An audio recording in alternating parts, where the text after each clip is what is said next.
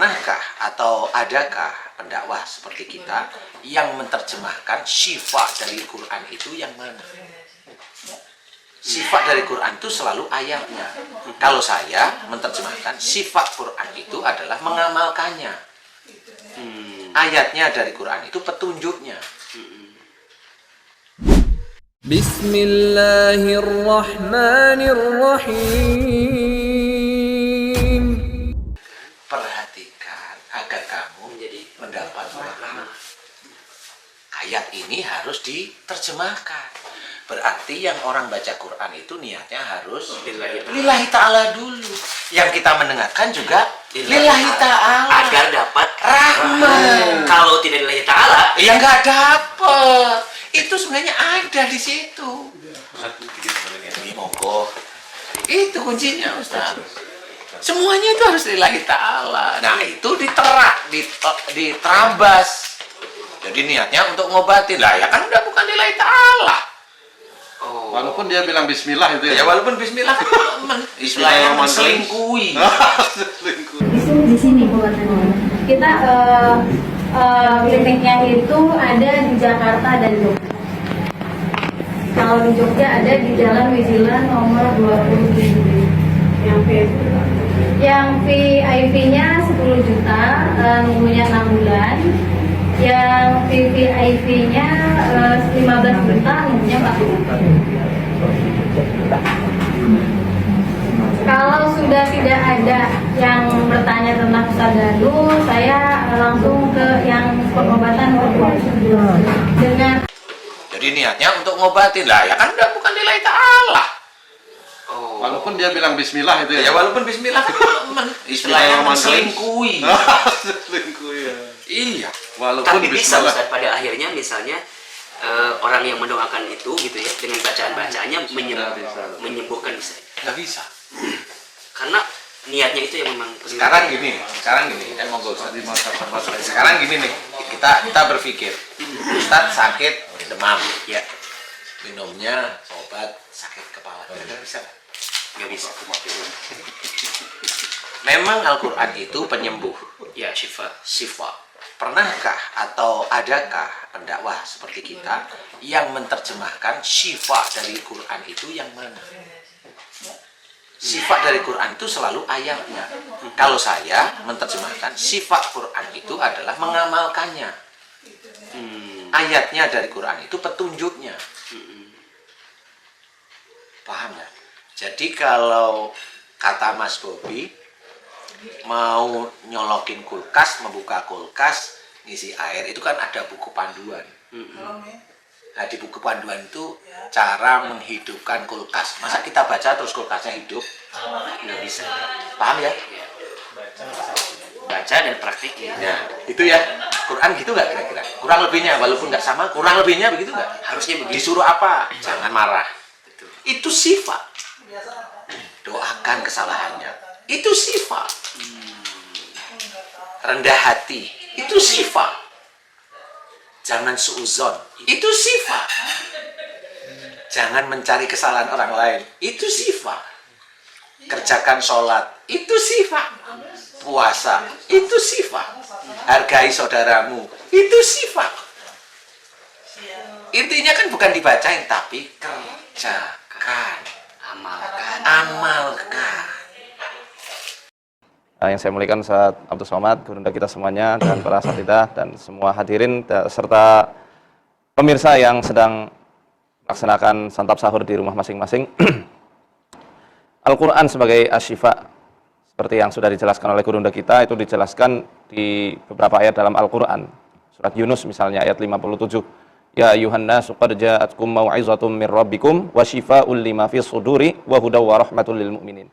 Wahai sekalian manusia, telah datang kepada kalian mau'izah, ujangan nasihat dari Tuhan kalian, yang itu menjadi syifa, obat bagi apa yang ada di dalam dada, dan juga rahmat bagi orang-orang yang mengimaninya. Rahmat dan juga petunjuk bagi orang yang mengimaninya. Di ayat ini secara spesifik menjelaskan bahwa Quran sebagai syifa bagi apa-apa yang ada dalam dada kita. Sedangkan penyakit-penyakit itu dijelaskan oleh Ibnu Qayyim al-Jauziyah di dalam kitab At-Tibbu An-Nabawiyyu, dalam kitab Ighatsatul Lahfan dan lain-lainnya. menjelaskan bahwa penyakit itu secara garis besar ada dua. Karena perangkat manusia itu terdiri dari perangkat fisik dan metafisik. Baik yang zahir maupun yang gaib. Nah, yang zahir ini penyakit jasmani. Ya, misal migrain, vertigo, asam lambung kumat, atau kemudian penyakit di paru-paru, jantung dan seterusnya. Itu masuk kepada penyakit klinis, penyakit medis yang bisa terdiagnosa melalui tenaga medis. Ada juga penyakit metafisik. Nah, penyakit metafisik atau penyakit gaib itu sumbernya memang ada dari dalam hati manusia. Maka saya membagi itu menjadi metafisik secara internal dan eksternal. Kalau yang secara internal ini kadang-kadang ya karena masalah kesedihan dari orang itu, kemarahan yang mengendap selama bertahun-tahun, kemudian ketakutan yang tidak mendasar, atau syahwat yang terlalu bergejolak. Oleh karenanya Rasulullah bersabda, ala wa inna fil jasadi mudghah, ketahuilah di dalam tubuh manusia itu ada segumpal daging. Idza shalahat shalaha jasadu kulluh. Kalau ini baik, baik seluruhnya. Tapi kalau rusak, rusak seluruhnya. Ala wa hiyal qalbu, ketahuilah gumpalan daging itu adalah qalbu. Qalbu itu jantung, bukan liver, hati. Kalau liver itu al-kabid, ya. Liver, ya. Nah, oleh karenanya Al-Qur'an menjelaskan bahwa dia itu sebagai syifa bagi apa yang ada di hati kita. Karena kalau hati kita gembira, insya Allah jasmani pun ikutan bahagia dan ikutan sehat. Yang berbahaya ini kalau penyakit-penyakit yang sifatnya eksternal, dari luar. Ada yang namanya ain. Al-ainu haqqun walau kana syai'un sabaqal qadar asabaqatul ain. Ain itu benar adanya. Kalau ada sesuatu yang bisa mendahului takdir, ain yang bisa mendahuluinya. Ini ain lebih dahsyat dan lebih bahaya daripada santet. Kalau santet dia butuh tumbal, dia butuh ritual, ain tidak perlu itu semuanya. Nah, Al-Qur'an ini sebagai syifa dari seluruh penyakit-penyakit itu. Asalkan syaratnya satu, dia harus mengimani secara sempurna bahwa dia itu diwariskan Quran dari Rasul Shallallahu Alaihi Wasallam. Dan Al-Quran bukan hanya sebagai bacaan buku biasa, melainkan dia adalah mukjizat yang terjaga sampai akhir zaman nanti.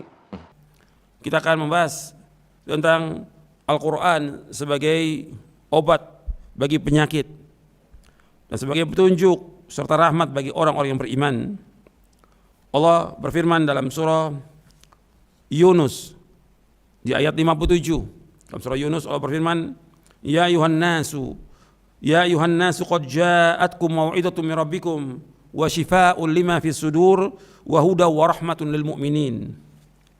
Ya ayuhan nas, wahai manusia, qad ja'atkum mau'izatun min rabbikum, telah datang kepada kalian nasihat dari Rabb kalian, wa shifaa'un lima fis sudur, dan sebagai penyembuh bagi penyakit yang dalam dada, wa hudan, sebagai petunjuk, wa rahmatun lil mu'minin, dan sebagai rahmat bagi orang-orang beriman.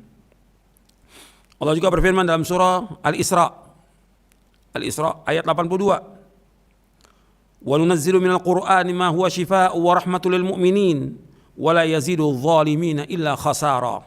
Dan kami turunkan dari Al-Qur'an sesuatu yang menjadi penawar dan rahmat bagi orang-orang yang beriman. Sedangkan bagi orang-orang yang zalim, Al-Qur'an itu hanya akan menambah kerugian. Allah juga berfirman dalam surah Fussilat ayat 44, Qul huwa lil ladzina amanu huda wa shifaa wal ladzina la yu'minuna fi adanihim waqru wa huwa 'alaihim 'ama ulaika yunadawna min makanin ba'id. Katakanlah, Al-Qur'an adalah petunjuk dan penyembuh bagi orang-orang yang beriman, dan orang-orang yang tidak beriman pada telinga mereka ada sumbatan, dan Al-Qur'an itu merupakan kegelapan bagi mereka. Mereka itu seperti orang-orang yang dipanggil dari tempat yang sangat jauh. Surah Fussilat ayat 44. Jadi Allah menyebutkan di dalam 3 ayat ini Al-Quran sebagai syifa di 3 ayat ini. Surah Yunus ayat 57, surah Al-Isra ayat 82, dan juga surah Fussilat ayat 44, bahwa Al-Quran Allah sebutkan sebagai petunjuk, sebagai rahmat. Al-Quran juga sebagai syifa, sebagai penyembuh, penawar. Artinya sebagai obat. Allah menyebutkan di sini syifaa'un lima fis sudur, obat dalam dada. Obat dari semua penyakit-penyakit hati ya Al-Quran. Orang mendapatkan kegelisahan, kegundahan, kesedihan, dan yang lainnya, ya obatnya Quran. Jadi orang kalau mau cari obat ya Quran, baca Al-Quran. Gak ada obat yang paling mujarab di muka bumi ini kecuali Al-Quran. Ini obat yang paling mujarab. Artinya obat yang sudah dijalankan oleh Nabi Muhammad SAW dan para sahabatnya. Obat dari semua penyakit, Al-Quran. Kan penyakit yang paling berat yaitu penyakit kufur, penyakit syirik, penyakit nifak, penyakit keraguan. Obatnya Quran. Baru nanti penyakit-penyakit yang lain, penyakit kesombongan, keangkuhan, dengan Quran dia akan tunduk. Banyak orang larinya ke dokter-dokter fisik. Al-Quran dulu ini. Baca Quran, pahami Al-Quran. Ini obat. Dan juga Al-Quran bukan hanya obat dari penyakit yang terdapat dalam dada manusia, tapi juga penyakit fisik. Ketika orang itu sakit, dia bisa membacakan Al-Quran dengan diruqyah, akan sembuh dia. A'udzubillahi minasyaitonirrajim. Wa nunazzilu minal Qur'ani ma huwa syifa. Kami turunkan Al-Qur'an itu sebagai syifa. Syifa artinya obat. Obat dua. Pertama, obat batin. Obat batin syirik, menyembah selain Allah. Setelah datang Al-Qur'an, syiriknya sehat, dia menjadi tauhid. Karena dalam Quran ada obatnya, fa'lam annahu la ilaha illallah. Allahu la ilaha illa huwal hayyul qayyum. Tak ada Tuhan selain dia. Obat penyakit batin. Yang kedua, dia obat penyakit zahir. Ada orang yang sakit, pusing kepala, detak jantungnya tak normal, dibacakan Al-Quran oleh Ustadz Ruqyah, atau suami membacakan ke istri, atau istri membacakan suami, atau ibu membacakan ke anak, atau anak membacakan ke orang tua, dibacakan ke air, ditiupkan ke air Al-Fatihah. Diteliti oleh orang Jepang, ternyata efek bacaan ke air memunculkan molekul-molekul cahaya yang indah. Ternyata air itu hidup. Bacaan itu juga hidup. Karena dia kalam Allah. Berjumpa dengan air, maka memberikan efek. Dia bukan benda mati seperti dinding yang tak berefek apa-apa. Jadi makna Quran sebagai penyembuh, bahwa Quran menyembuhkan penyakit zahir, Quran juga menyembuhkan penyakit batin. Dalam hadis dikatakan, alaikum bisyifaini. Hendaklah kamu berobat dengan dua. Al-asal wal Quran. Berobat dengan madu, berobat dengan Al-Quran. Ini makna syifa. Anda membaca surat Al-Quran banyak, ayat Al-Quran Anda baca. Dan Quran itu syifa, semuanya adalah obat. Obat jasad, obat hati. Obat kebodohan adalah syifa. Al-Quran obat. Maka Anda boleh membacanya, yang jelas dalam riwayat hadis Nabi itu Al-Fatihah. Jadi Al-Fatihah bisa menjadi sebab kesembuhan. Yang menyembuhkan siapa? Tetap Allah. Nah, kalau ternyata ada pengaruhnya dan sebagainya, ya sama. Bisa jadi memang, kalau saya baca Fatihah untuk mengobati orang berkali-kali nggak sembuh. Tapi ada satu orang baca sekali sembuh. Memang Allah beri kesembuhan lewat dia. Dan ini menemukan memang betul lah satu orang. Kita baca nggak tembus-tembus. Fatihah bolak-balik memang ya, mungkin kurang dekat pada Allah, kita banyak dosa. Giliran seorang alim soleh tiba-tiba baca sekali sembuh. Dan pernah kejadian kita ini juga demam. Demam itu sudah hampir sebulan lama demam. Sontek berobat dan sebagainya. Sudah kita minta doa kepada satu orang yang dikatakan soleh dia. Padahal Fatihah dia baca setiap hari tentu. Waktu dia bacain doa Fatihah hanya suruh ngolesi minyak zaitun saja, bismillah. Saya ngolesi. Besoknya sembuh lah. Nah, kayak begitu itu kan ya. Orang-orang yang dekat kepada Allah, ketulusannya. Dan bisa jadi memang orang diberi oleh Allah perantara kesembuhan. Dijadikanlah perantara kesembuhan. Fatihahnya mandi, mujarrab dia. Sementara kalau Anda bawa orang sakit kepada saya baca 10 kali Fatihah pun kayaknya masih saja ketawa banyak. Tapi ada Anda kepada kiai sebelah itu orang pergi di samping rumah, mungkin orangnya juga terkenal juga enggak, tapi ikhlas, tulus, baca sekali Anda pulang sembuh. Itu. Jadi ruqyah itu ada, tapi jangan ditambah-tambah dengan kesombongan seorang ahli ruqyah. Untuk meningkatkan status keahliannya itu harus dia sudah bercerita tentang punya pengalaman macam-macam. Ya, kalau banyak ngomong, banyak cerita itu alamat kejujurannya terganggu itu. Wah, saya ini, saya ketemu saya ngelihat jin, ada ular. Sementara Ibnu Hajar mengatakan kalau ada orang lihat jin langsung begitu, jangan dipercaya kesaksiannya.